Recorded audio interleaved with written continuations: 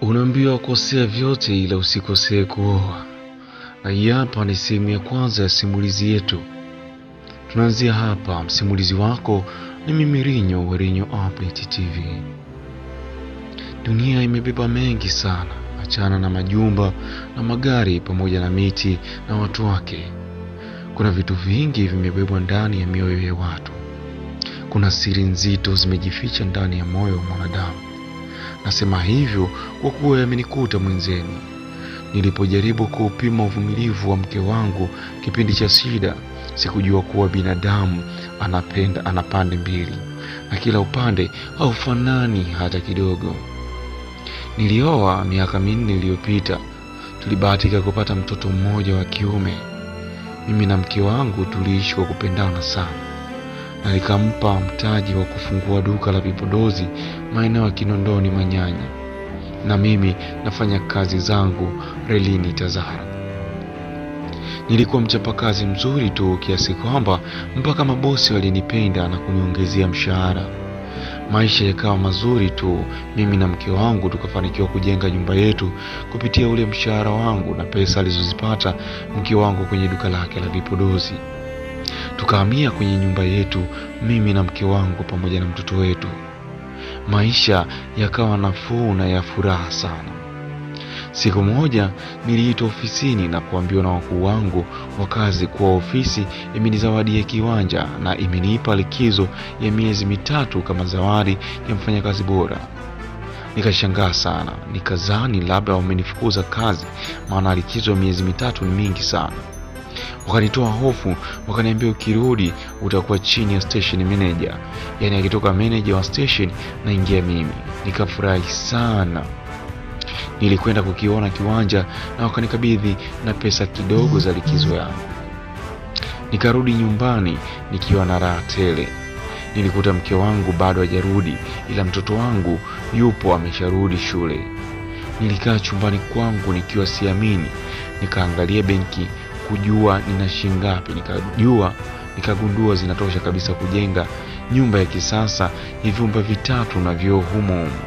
Nikajisemea, hapa simwambii mke wangu kama nimepewa likizo, ila nitamwambia nimefukuzwa kazi, alafu nijenge nyumba haraka ndani ya miezi 3 iwe tayari. Yaani hata kama itakuwa bado, basi naamini ni mambo madogo madogo tu.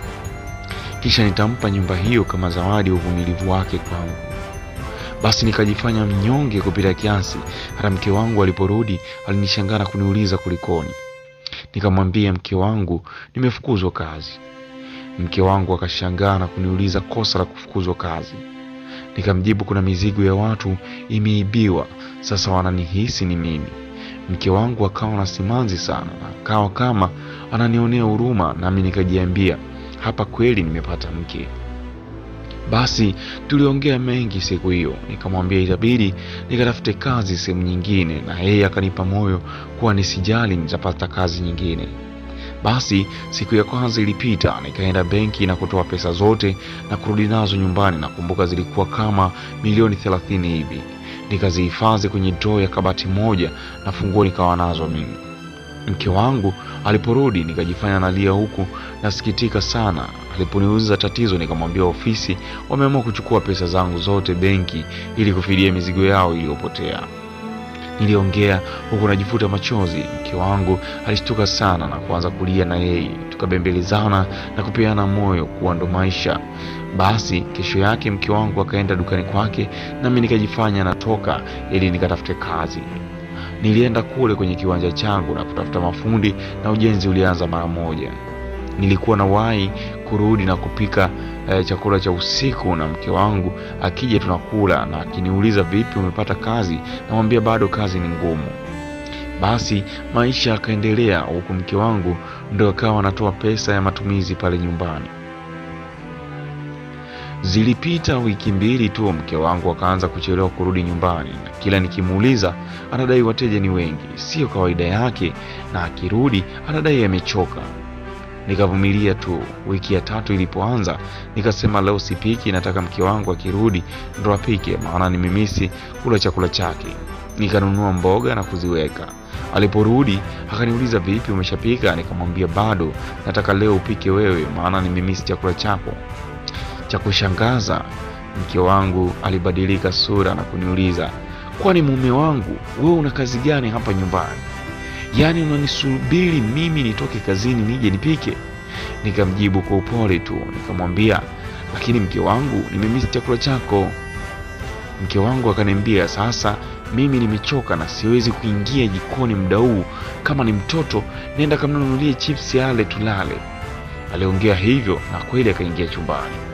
Nikabaki nimejiinamia tu na kujiuliza, hii ni wiki ya 3 tu.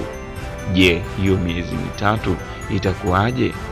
Simulizi yetu itaendelea, lakini nikwambie msimulizi wako ni mimi Rinyo wa Rinyo Update TV.